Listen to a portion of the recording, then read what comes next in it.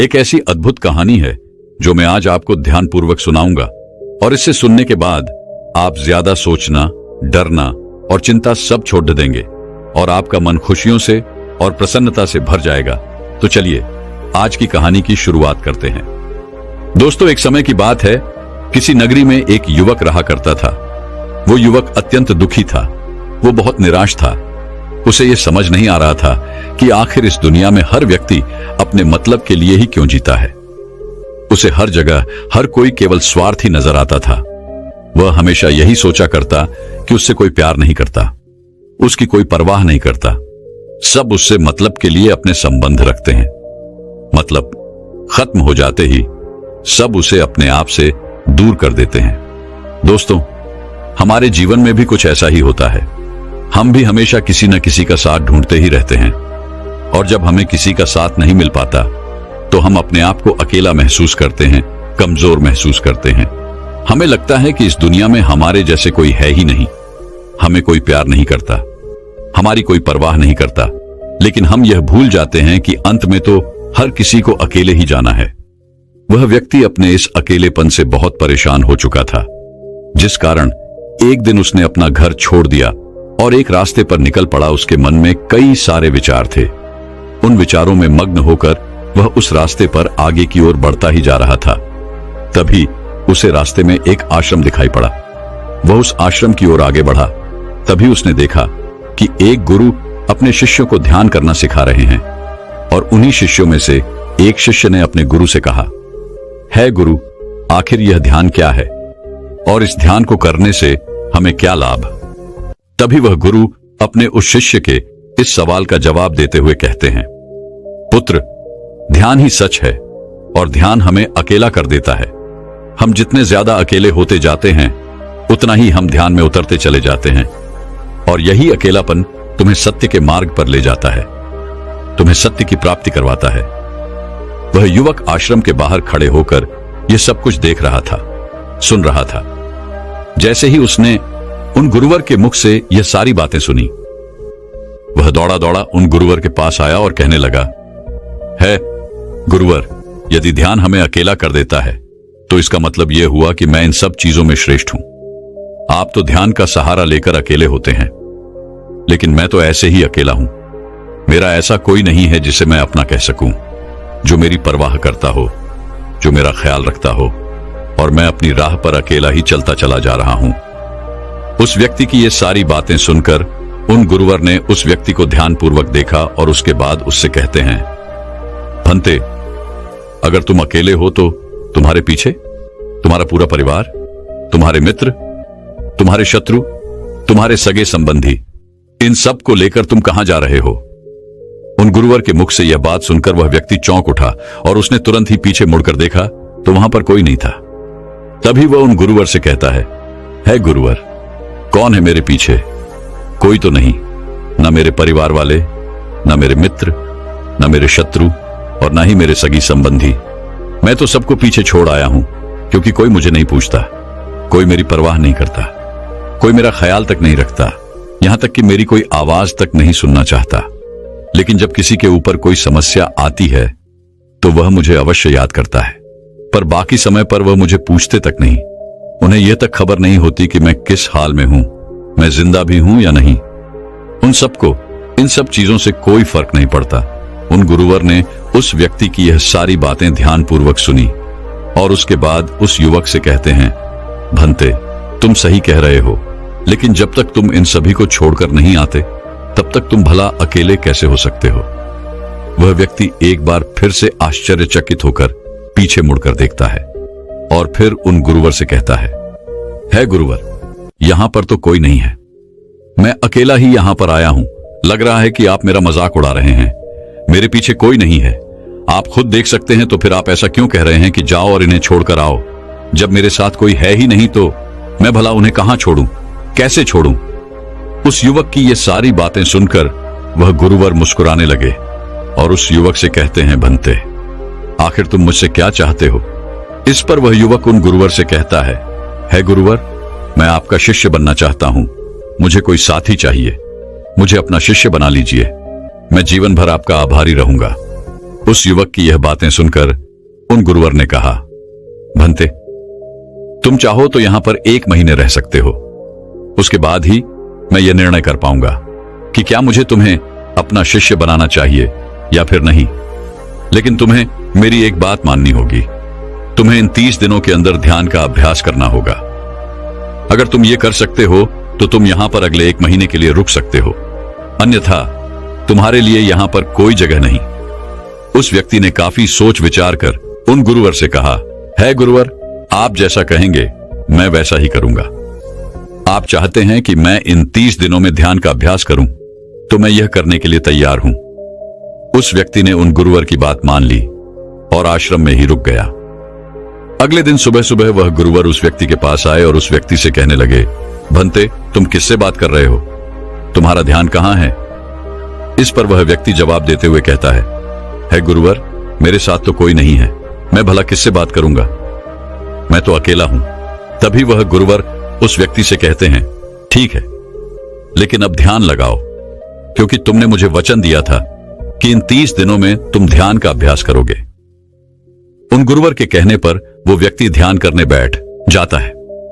लेकिन पहले दिन उसे ध्यान करने में बहुत तकलीफें आती हैं, बहुत सारी परेशानियों का सामना करना पड़ता है। यहां तक कि वो ढंग से लगातार बैठ भी नहीं पा रहा था। उसके पैर मानो सुन्न से हो जाते और उसका पैर मानो काम करना ही बंद कर देता। ये सारी बातें वह गुरुवर देख रहे थे। तभी उन गुरुवर ने उस व्यक्ति से कहा, बनते, तुम जितना देर चाहो उतना देर बैठ सकते हो। ये ऐसा कोई जरूरी नहीं है कि तुम एकाएक लगातार बैठे ही रहो। यदि तुम्हें थोड़ी तकलीफ है तो तुम उठ सकते हो, टहल सकते हो और फिर आकर बैठ सकते हो। इतना कहकर वह गुरुवर वहां से चले गए। अगले दिन सुबह सुबह फिर वह उस व्यक्ति के पास आए और उस व्यक्ति से कहने लगे, भंते कौन है? किससे बातें कर रहे हो? कोई आया है क्या?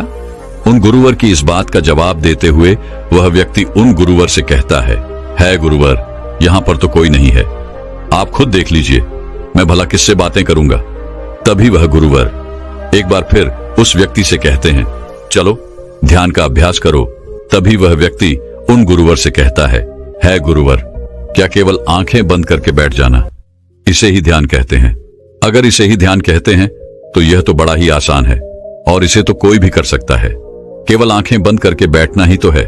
इसका जवाब देते हुए वह गुरुवर उस व्यक्ति से कहते हैं, भंते, केवल आंखें बंद करके बैठ जाना इसे ध्यान नहीं कहते। ध्यान करने के लिए तुम्हें अपने मन को एकाग्र करना होगा, अपने मन को किसी एक चीज पर लगाना होगा। वह कोई भी चीज हो सकती है, बाहर की कोई आवाज या तुम्हारे भीतर से आने वाली ये सांसें, इन सांसों के अंदर और बाहर होने की आवाज। तुम ऐसी किसी भी चीज पर ध्यान लगा सकते हो जो लगातार वर्तमान समय में घट रही है, ताकि तुम्हारा पूरा ध्यान उस चीज पर एकाग्र हो और तुम्हारा ध्यान कहीं भी भटके नहीं, जिस कारण तुम उस पर ध्यान लगा पाओगे। और एक बात और याद रखना, जब तुम उस चीज पर ध्यान लगाओगे तो तुम्हारा ध्यान हटना नहीं चाहिए। इतना कहकर वह गुरुवर वहां से चले गए। अगले दिन जब वह सुबह सुबह एक बार फिर उस व्यक्ति से मिलने आए तो उन्होंने एक बार फिर उस व्यक्ति से कहा, भंते, आज कौन आया है? किससे बातें कर रहे हो? बड़ी जोर जोर से आवाज आ रही है। तुम यहां पर खुद शांति पाने आए हो या फिर दूसरों को अशांत करने के लिए? वह व्यक्ति उन गुरुवर से कहता है गुरुवर, पर यहां पर तो कोई है ही नहीं, तो मैं भला किससे बात करूंगा? यहां तक कि अभी तक मेरे मुख से एक शब्द तक नहीं निकला है, तो फिर आपको कैसे जोर जोर की आवाजें कहां से आ रही हैं? और जब मैंने एक शब्द भी नहीं बोला तो मैं भला दूसरों के लिए अशांति का कारण कैसे बन सकता हूं? तभी वह गुरुवर उस व्यक्ति से कहते हैं, ठीक है, चलो ध्यान का अभ्यास करो। तभी वह व्यक्ति उन गुरुवर से कहता है गुरुवर, मेरा एक प्रश्न है, क्या मैं आपसे पूछ सकता हूं? तभी वह गुरुवर उस व्यक्ति से कहते हैं, पूछो, तुम्हें क्या पूछना है? तभी वह व्यक्ति उन गुरुवर से कहता है गुरुवर, आप कहते हैं किसी भी एक चीज पर ध्यान लगाओ जो वर्तमान समय में घट रही हो, उस पर अपना पूरा ध्यान लगा दो। लेकिन जब मैं अपनी सांसों पर या फिर किसी ऐसी चीज पर ध्यान लगाने का प्रयास करता हूं जो लगातार घट रही है, तो मेरा ध्यान लगातार नहीं रह जाता। मैं पल पल भटकता रहता हूं। कभी मुझे कुछ याद आने लगता है तो कभी मुझे कुछ और याद आने लगता है। वो पुरानी चीजें, वो पुरानी यादें मेरा पीछा नहीं छोड़ती। आपके कल यहां से चले जाने के बाद मैंने ध्यान करने के लिए बहुत प्रयास किया, लेकिन वह पुरानी यादें बार बार मुझे याद आ रही थी, जिस कारण मैं एक चीज पर ध्यान लगा ही नहीं सका। तो अब मुझे क्या करना चाहिए? उस व्यक्ति की यह सारी बातें सुनकर वह गुरु मुस्कुराने लगे और वहां से चले गए। उन गुरुवर की हंसने की वजह उस व्यक्ति को समझ नहीं आई। अगले दिन सुबह सुबह एक बार फिर वह गुरुवर उस व्यक्ति के पास पहुंचे और कहा, भंते, ये तुम क्या कर रहे हो? इतना आलस, चारों ओर आलस ही आलस फैला हुआ है। अपने पास से आलस को भगाओ, अन्यथा यह तुम पर हावी हो जाएगा और फिर तुम हमेशा इसके अधीन बनकर रहोगे। तभी वह व्यक्ति गुरुवर से कहता है गुरुवर, आप तो रोज एक ही बात कहते हैं कि यहां पर कोई है, लेकिन मुझे तो कोई नजर आता ही नहीं। आप ही बताइए, यहां पर कौन है? तभी वह गुरु वह उस व्यक्ति से कहते हैं, ठीक है, चलो अभ्यास के लिए चलते हैं। तभी वह व्यक्ति उन गुरुवर से कहता है गुरुवर, मेरा एक प्रश्न है, आपकी आज्ञा हो तो मैं आपसे पूछना चाहता हूं। है गुरुवर। उस व्यक्ति से कहते हैं, हाँ पूछो, क्या प्रश्न है तुम्हारा? तभी वह व्यक्ति उन गुरुवर से कहता है गुरुवर, आपकी कृपा से अब मैं पहले से बेहतर तरीके से ध्यान कर पा रहा हूं, लेकिन अभी भी मुझे एक समस्या आ रही है, और वह यह है कि जब भी मैं अपनी सांसों पर ध्यान देता हूं तो मेरा मन एकाग्र तो होता है और मैं पहले से ज्यादा और अच्छी तरह से ध्यान भी लगा पाता हूं, लेकिन ध्यान लगाते लगाते मुझे नींद आने लगती है और मैं सो जाता हूं। फिर उसके बाद मुझसे ध्यान नहीं हो पाता। उसके बाद केवल बस मुझे नींद ही नींद आती रहती है और मैं ध्यान की तरफ फिर अपने आप को मोड़ नहीं पाता। उस व्यक्ति की यह बात सुनकर वह गुरुवर उस व्यक्ति से कहते हैं, यह तो अच्छी बात है। इतना कहकर वह वहां से चले जाते हैं। 5वें दिन जब सुबह सुबह वह गुरुवर उस व्यक्ति के पास पहुंचते हैं तो वे कहते हैं, भंते, तुमने इतने लोगों को क्यों बुला रखा है? इतने सारे लोग तुम्हें ध्यान नहीं करने देंगे। तुमने इतने सारे लोगों को क्यों बुलाया है? इन्हें यहां से जल्दी भेजो। मुझे ये बिल्कुल नहीं पसंद। तुम तो यहां पर अकेले आए थे जैसा कि तुमने कहा, तो फिर इतने सारे लोगों को तुमने आज क्यों बुला रखा है? इन्हें अभी के अभी वापस छोड़कर आओ। तभी वह व्यक्ति उन गुरुवर के बारे में मन ही मन ये सोचता है कि लगता है गुरुवर पागल हो चुके हैं। जब भी रोज आते हैं तो हमेशा एक ही बात कहते हैं कि यहां पर कोई है, लेकिन मुझे तो कोई नजर ही नहीं आता। बड़ी विनम्रता से उन गुरुवर से कहा, है गुरुवर, शायद आपकी आंखें जो देख पा रही हैं वह मैं नहीं देख पा रहा हूं। मुझे तो यहां पर कोई नजर नहीं आता। फिर आपको कैसे? यहां पर लोग ही लोग नजर आ रहे हैं। फिर गुरुवर उस व्यक्ति से कहते हैं, अच्छा ठीक है, चलो अब ध्यान का अभ्यास करते हैं। तभी वह व्यक्ति उन गुरुवर से कहता है गुरुवर, मुझे ध्यान के वक्त नींद आती थी। जैसा कि मैंने आपको बताया था, उस पर तो मैंने नियंत्रण पा लिया, लेकिन अब जब भी मैं ध्यान करने बैठता हूं, किसी एक चीज पर अपना ध्यान केंद्रित करता हूं, तो मेरे मन में विचारों का सैलाब होता है। मानो विचारों की बाढ़ सी आ जाती है। इतने विचार तो आंख खोलकर भी मैंने कभी नहीं देखे होंगे, जितने की आंखें बंद करने के बाद मुझे नजर आते हैं। और इन विचारों में कुछ ऐसे विचार भी मेरे मन में आते हैं जिनके बारे में आज तक मैंने सोचा तक नहीं है। मुझे उनके बारे में कुछ भी नहीं पता। ये सब क्यों हो रहा है गुरुदेव? उन गुरुवर ने उस व्यक्ति की यह बात सुनकर उस व्यक्ति से कहा, अच्छा ऐसा हो रहा है। इतना कहकर वह गुरुवर वापस चले गए। अगले दिन सुबह सुबह वह गुरुवर एक डंडा लेकर उस युवक के पास पहुंचे और एक डंडा जड़ते हुए उस युवक से कहते हैं, मैंने तुम्हें पहले ही कहा है, इतने सारे लोग मुझे पसंद नहीं, तुम्हें इन्हें छोड़कर आना होगा। आखिर तुम रोज रोज इन्हें क्यों ले आते हो? इतनी भीड़ इकट्ठा करके तुम्हें क्या लाभ? आज के बाद यह यहां पर नहीं आने चाहिए। इस बात का ख्याल रखना। यदि आज के बाद यहां पर कोई भी नजर आया और तुम्हारी बक बक मुझे सुनाई पड़ी, तो मैं तुरंत ही तुम्हें इस आश्रम से निकाल दूंगा। तभी वह व्यक्ति बड़ी विनम्रता से उन गुरुवर से कहता है गुरुर, मुझे तो यह समझ नहीं आता कि मुझे कोई नजर ही नहीं आता, लेकिन आप रोज एक ही बात कहते हैं कि यहां पर मैंने भीड़ इकट्ठी कर रखी है। जिन लोगों को भी मैंने लाया है उन्हें मुझे छोड़कर आना होगा, लेकिन मैं आपसे हर रोज एक ही बात कहता हूं कि मुझे कोई नहीं नजर आता, ना ही मुझे कोई यहां पर दिखाई पड़ता है और ना ही मैं अपने मुख से एक शब्द भी निकालता हूं, लेकिन फिर भी आप कहते हैं कि आपको लोगों की आवाजें सुनाई पड़ रही हैं। तभी वह गुरुवर है उस व्यक्ति की इस बात का जवाब देते हुए कहते हैं, क्या तुम्हारे मित्र, तुम्हारे परिवार वाले, तुम्हारे सगे संबंधी, तुम्हारे शत्रु, तुम्हारी इच्छाएं, तुम्हारी वासनाएं, ये सब क्या तुमसे मिलने नहीं आते? वह व्यक्ति उन गुरुवर से कहता है, नहीं गुरुदेव, मुझसे कोई मिलने नहीं आता। मैं तो यहां पर अकेला ही आया था और अभी भी मैं अकेला ही हूं, मेरा कोई नहीं। तभी वह गुरु व क्रोधित होकर उस झंडे से उस व्यक्ति पर एक और प्रहार करते हैं और कहते हैं, अभी बैठो, अभी ध्यान लगाओ, और यदि तुम्हारे ध्यान में कोई भी आता है तो मुझे बताओ। वह व्यक्ति उन गुरुवर की बात मान लेता है और तुरंत ही ध्यान करने बैठ जाता है।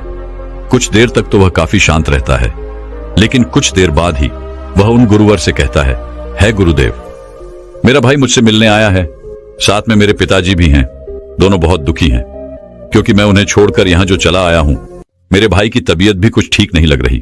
वह मुझे बुला रहे हैं।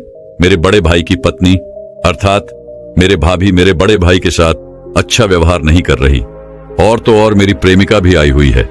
वह मुझसे पूछ रही है कि क्या तुम मुझसे शादी करोगे या फिर मैं किसी और से शादी कर लूं। वह भी बहुत दुखी नजर आ रही है। और इतना ही नहीं, मेरे कुछ मित्र भी पीछे खड़े हैं जिनसे मैंने कुछ कर्जे लिए थे। आज वो मुझसे अपना कर्जा मांगने आए हैं, मुझे धोखेबाज कह रहे हैं, मुझे अपशब्द बोल रहे हैं, और वो साथ में मेरे कुछ शत्रुओं को भी लाए हैं। लेकिन मेरे शत्रु मुझे मारना नहीं चाहते। वह तो यह कह रहे हैं कि तू तो पहले से ही मरा हुआ है, तुझे और क्या मारना। इतना कहकर वह व्यक्ति कुछ देर के लिए शांत हो गया, लेकिन उसी के बाद फिर कुछ देर बाद वह एक बार फिर से उन गुरुवर से कहने लगा है, गुरुवर, अब मेरे पास एक बहुत बड़ा घर है, इसे मैंने खरीद लिया है। मैं, मेरे पिता, मेरी माता, मेरा भाई, मेरी भाभी सभी इसमें बहुत मिलजुल के रह रहे हैं। हम बहुत खुश हैं। मैं अब अपने मित्रों से अत्यधिक अमीर हूं। मेरे पास बेशुमार धन दौलत है, और तो और मैंने अपनी प्रेमिका से शादी भी कर ली है और इसका जश्न मना रहे हैं। इतना कहकर वह व्यक्ति एक बार फिर शांत हो गया और फिर कुछ देर बाद और फिर एक बार उन गुरुवर से कहता है गुरुवर, मुझे कोई मारने का प्रयास कर रहा है। लगातार वो मुझ पर प्रहार कर रहा है।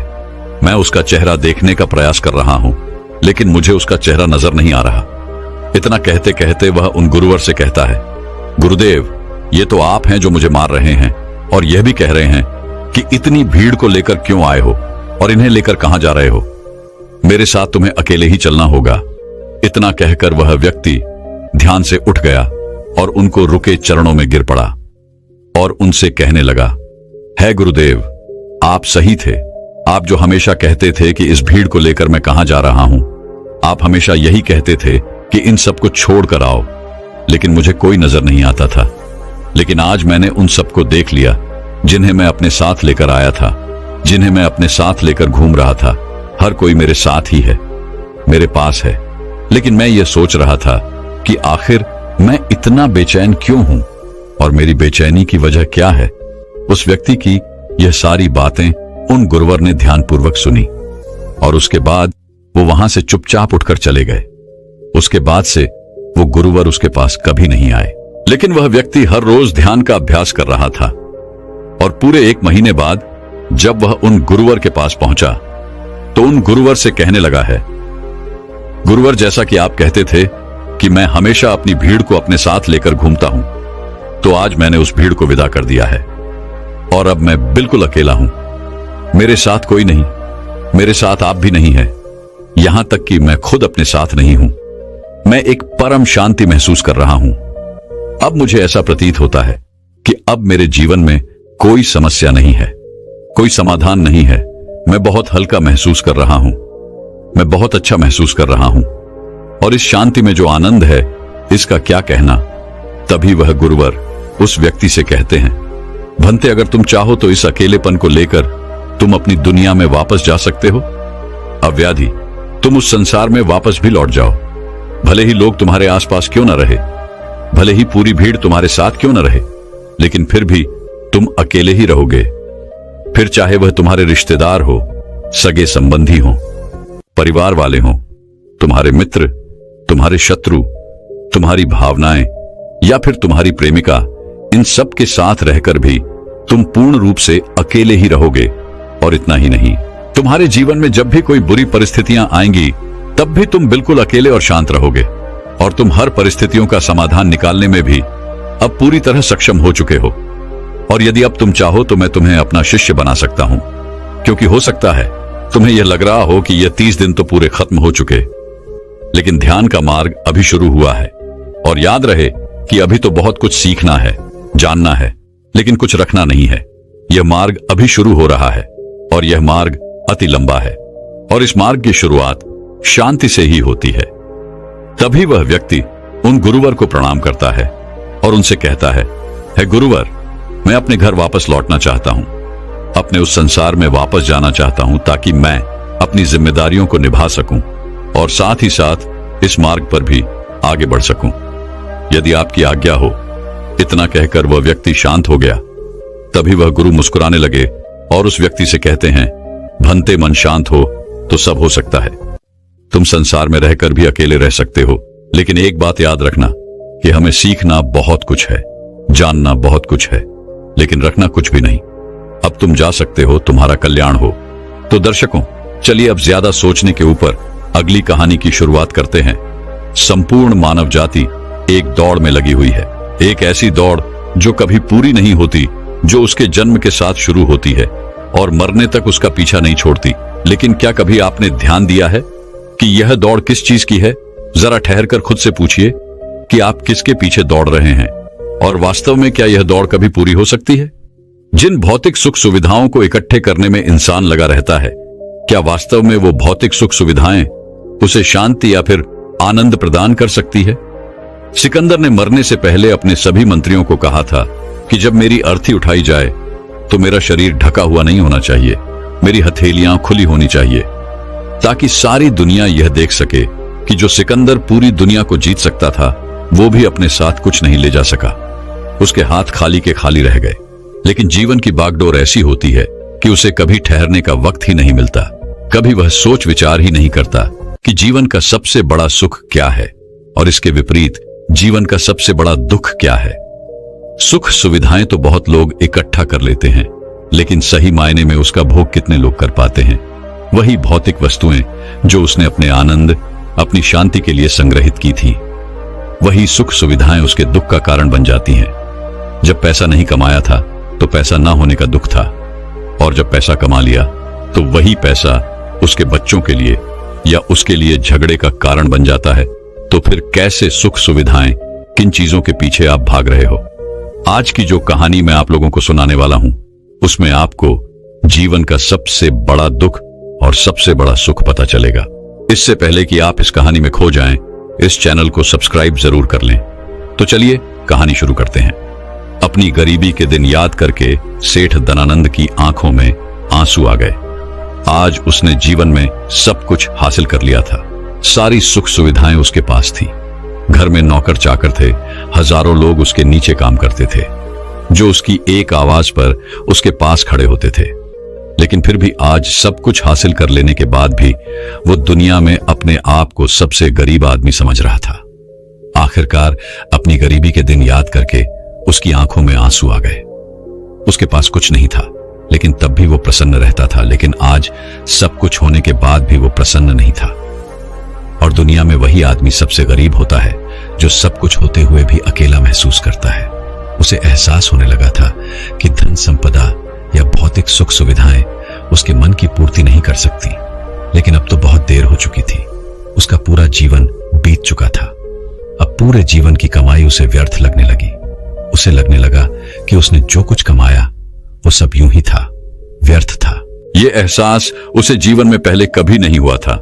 काश उसे ये एहसास पहले हो गया होता तो वह ठहर जाता, रुककर चिंतन करता कि जो चीज वह इकट्ठी कर रहा है, क्या वास्तव में वह इकट्ठी करने लायक है? अगर उसे यह बात पहले पता चल गई होती तो वो अपने जीवन में सार्थकता खोजने की कोशिश करता। वो उस रहस्य के बारे में खोज करता जो उसके मन की पूर्ति करता, जो उसका अकेलापन दूर करता, जो उसके जीवन को संपूर्ण बना देता। उसने अपने दोनों बेटों को अपने पास बुलाया और उन्हें जीवन की सीख समझाने की कोशिश करने लगा। सेठ ने अपने बेटों से कहा कि बेटा, मेरे को तो जीवन में कोई बताने वाला नहीं था, सही रास्ता दिखाने वाला कोई था ही नहीं, इसलिए मैं उस रास्ते पर चलता रहा जिसका कोई अंत नहीं था। और आखिर में पहुंचकर मुझे महसूस हुआ कि जितना रास्ता मैं तय करके आया हूं उतना ही रास्ता बाकी और है।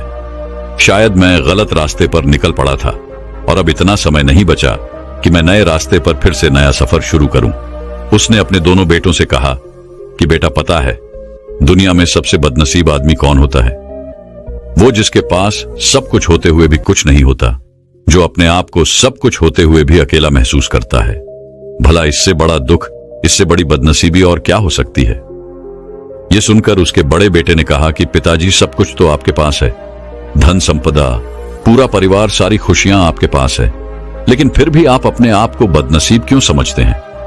उसका बड़ा बेटा वह नहीं समझ पा रहा था जो उसके पिता उसे समझाने की कोशिश कर रहे थे। फिर भी उसने अपनी बात को समझाने की कोशिश करते हुए कहा, अभी तुम्हें लगता है कि जीवन में तुम्हारे पास सब कुछ है। मुझे भी तुम्हारे उम्र में ऐसा ही लगता था, लेकिन अब मैं बूढ़ा हो चला हूं। कुछ समय बाद मेरी मृत्यु भी नजदीक है और अब मुझे एहसास हो रहा है कि दुनिया में तो सब कुछ पीछे छूट जाता है। घर, परिवार, रुपया, पैसा, धन संपदा, सब कुछ यही रह जाता है और आखिर में मेरे साथ जाएगा क्या? क्या मैं दुनिया में सबसे अकेला इंसान नहीं हूं? क्या मैं दुनिया का सबसे बदनसीब आदमी नहीं हूं, जिसके पास सब कुछ होते हुए भी वह अपने साथ कुछ भी नहीं ले जा सकता? सेठ के बेटे ने सेठ से सवाल पूछा कि पिताजी, फिर दुनिया में क्या इकट्ठा करना चाहिए? ऐसे तो हर इंसान अकेला ही होता है। कौन इंसान इस दुनिया में भला ऐसा होता है जो अपने साथ इस दुनिया की सुख सुविधाएं या फिर अपना परिवार को साथ लेकर जाता है? सब लोग तो अकेले ही जाते हैं। फिर तो दुनिया में हर एक आदमी बदनसीब ही हुआ। यही सवाल सेठ के मन में भी उठ रहा था, लेकिन उसके खुद के पास इसका कोई जवाब नहीं था, तो वह अपने बेटे को भला इसका क्या उत्तर देता। इसीलिए उसने अपने बेटे से कहा कि बेटा, मैं खुद इस सवाल का जवाब तलाश रहा हूं। अगर एक आदमी के पास सब कुछ होते हुए भी वह अकेला है, उन भौतिक सुख सुविधाओं का वह भोग नहीं कर पा रहा है, तो वह सबसे बड़ा दुख हुआ। मैं मानता हूं दुनिया का सबसे बड़ा दुख यही है कि आपके पास सब कुछ होते हुए भी आप अकेलापन महसूस करो। लेकिन इसके विपरीत दुनिया का सबसे बड़ा सुख क्या हो सकता है? इस सवाल का जवाब तो मेरे बेटे मुझे भी नहीं पता। इसीलिए मैं यह चाहता हूं कि मेरे मरने से पहले जिस सवाल का जवाब मुझे नहीं मिला, वह जवाब तुम अपने जीवन में ढूंढो। और यकीन मानो, अगर तुमने अपने जीवन में इस सवाल का जवाब ढूंढ लिया तो तुम दुनिया के सबसे सुखी इंसान कहलाओगे। यह कहानी सुनाकर गुरु ने अपने शिष्यों से सवाल पूछा कि दुनिया में सबसे बड़ा सुख क्या होता है? सभी शिष्य ध्यानपूर्वक अपने गुरु की यह कहानी सुन रहे थे। संध्या का समय था। धीमी धीमी हवा चल रही थी, जिससे कि पेड़ की पत्तियां हिल रही थीं। आसमान में पक्षी सहचा रहे थे। सूर्य अस्त होने को आया था और सभी शिष्य अपने गुरु से इस सवाल का जवाब जानना चाहते थे। लेकिन इससे पहले ही गुरु ने अपने शिष्यों से सवाल पूछ लिया। इसका उत्तर देते हुए एक शिष्य ने कहा कि गुरुदेव, दुनिया में सबसे सुखी इंसान वही है जिसका शरीर सुखी है। अगर आपके शरीर में बीमारियां हैं तो आपके पास कितनी भी भौतिक सुख सुविधाएं हों, आपके लिए वो व्यर्थ है। और इसके विपरीत अगर आपका शरीर सुखी है, अगर आपका शरीर स्वस्थ है, तो चाहे आपके पास कुछ भी नहीं हो, लेकिन उसके बावजूद आप अपने जीवन में सुखी रहोगे। इसलिए संसार का सबसे बड़ा धन हमारा शरीर होता है। यह सुनकर दूसरे शिष्य ने उसका विरोध करते हुए कहा कि गुरुदेव, दुनिया में बहुत से लोग ऐसे हैं जिनका शरीर एकदम स्वस्थ है, लेकिन बावजूद इसके वो अपने जीवन में सुखी नहीं है। मैं मानता हूं कि जीवन में सबसे ज्यादा सुखी वही इंसान है जिसका मन सुखी है। गुरु ने अपने इस शिष्य से सवाल किया कि अच्छा ये बताओ कि मन को सुखी किस प्रकार किया जा सकता है। इसका जवाब देते हुए उस शिष्य ने कहा कि गुरुदेव, मन कभी भी संतुष्ट नहीं होता है। अगर हम किसी प्रकार मन को संतुष्ट करना सीख लें तो फिर हम किसी भी परिस्थिति में आनंद और शांति से रह सकते हैं। लेकिन समस्या यही होती है कि मन का भला कभी होता ही नहीं है। मन को चाहे कितना भी खिला दो, लेकिन उसकी भूख कभी पूरी नहीं होती। चाहे उसको कितना ही धन दे दो, लेकिन बावजूद इसका लालच बढ़ता ही जाता है। अब गुरु ने सभी शिष्यों को समझाना शुरू किया। गुरु ने कहा कि अज्ञानतावश मनुष्य कभी यह समझ नहीं पाता कि उसका मन हमेशा से खाली था, लेकिन व्यर्थ की चिंताएं, व्यर्थ के लक्ष्य अपने जीवन में बनाकर उसने अपने मन को बांध लिया। जिस मन की प्रवृत्ति हमेशा खाली रहने की थी, उसने उस मन को कूड़े कचरे से भर लिया। इसीलिए वह मन जो बचपन में हमेशा खाली रहता था, हर चीज में, हर खेल में आनंद ढूंढ लेता था, अकेले में भी आनंद पूर्वक, शांति पूर्वक रहता था। अब वही मन सब कुछ मिल जाने के बाद भी हमेशा दुखी रहता है। लेकिन अगर इंसान सिर्फ वर्तमान में रहना सीख ले, सिर्फ इतना सा होश प्रकट कर ले कि उसे हमेशा वर्तमान में रहना है, ना तो भविष्य की कल्पनाओं में, ना अतीत की यादों में, सिर्फ वर्तमान में, सिर्फ इस एक सूत्र से वो अपने पूरे जीवन को बदल सकता है। वर्तमान में रहकर सभी सूक्ष्म सुविधाओं का भोग करना, पूर्ण होश के साथ, पूर्ण आनंद के साथ हर एक चीज का भोग करना, सिर्फ यही जीवन को सुखी बना सकता है। हम हर चीज को, हर काम को, हर रिश्ते को आधे अधूरे मन से निभाते हैं। जैसे कि खाना खाते समय हमारा दिमाग कहीं रहता है, हमारा शरीर कहीं रहता है, और इसीलिए जब शरीर और मन में दूरी पैदा होती है तो उससे तनाव पैदा होता है। अगर आपका शरीर और आपका मन और मस्तिष्क सभी एक जगह पर संगठित होना सीख लें, तो फिर आप अपने जीवन में उस शांति, उस आनंद का एहसास कर पाएंगे जो बड़े बड़े योगी पहाड़ों में तपस्या करके प्राप्त करते हैं। लेकिन इसके लिए जीवन में ज्ञान के प्रकाश का उदय होना बहुत आवश्यक है, क्योंकि अज्ञानता में आप अपने मन को कभी नहीं समझ पाएंगे। मन को समझना इस दुनिया का सबसे कठिन कार्य होता है। अगर आप अपने मन को जबरदस्ती वर्तमान में खींच कर लाने की कोशिश करेंगे तो आप बहुत जल्दी परेशान हो जाएंगे। ये कार्य बड़े धीरे धीरे, बड़ी निष्ठा और प्रेम के साथ किया जाता है, बड़े संयम के साथ किया जाता है। अगर आप इसको जबरदस्ती करने की कोशिश करेंगे तो आप तनाव में आ जाएंगे, आप बहुत जल्दी हार मान लेंगे। इसलिए कदम कदम पर आगे बढ़ा जाए तब मंजिल सामने ही है। और यह कहकर गुरु ने सभी शिष्यों से कहा कि अब हम ध्यान करेंगे। ध्यान करने से मनुष्य का मन, उसका मस्तिष्क वर्तमान में स्थापित होना सीख जाता है। धीरे धीरे प्रतिदिन ध्यान का अभ्यास करने से वह उस आनंद और शांति का अनुभव कर पाता है जो सांसारिक वस्तुओं में कहीं नहीं मिलता, जो किसी भौतिक सुख सुविधा में नहीं मिलता। और इसके बाद सभी शिष्य अपने गुरु के साथ ध्यान में लीन हो गए। दोस्तों, मैं उम्मीद करता हूं कि यह कहानी सुनने से आपके जीवन में अच्छे बदलाव आए होंगे। आपको इस वीडियो से क्या सीखने मिला ये कमेंट करके जरूर बताएं, और अपने परिवार, दोस्तों या आपके करीबी इंसान के साथ ये कहानी शेयर करके उन्हें भी इस ज्ञान से परिचित करवाएं। बाकी अगर आपको ये वीडियो दिल से अच्छी लगी हो तभी इस वीडियो को लाइक कर देना, और आपने अब तक इस चैनल को सब्सक्राइब ना किया हो तो चैनल को सब्सक्राइब भी जरूर कर देना। आपका हर दिन शुभ हो और खुशियों से आपका जीवन भरा रहे। धन्यवाद। नमो बुद्धाय।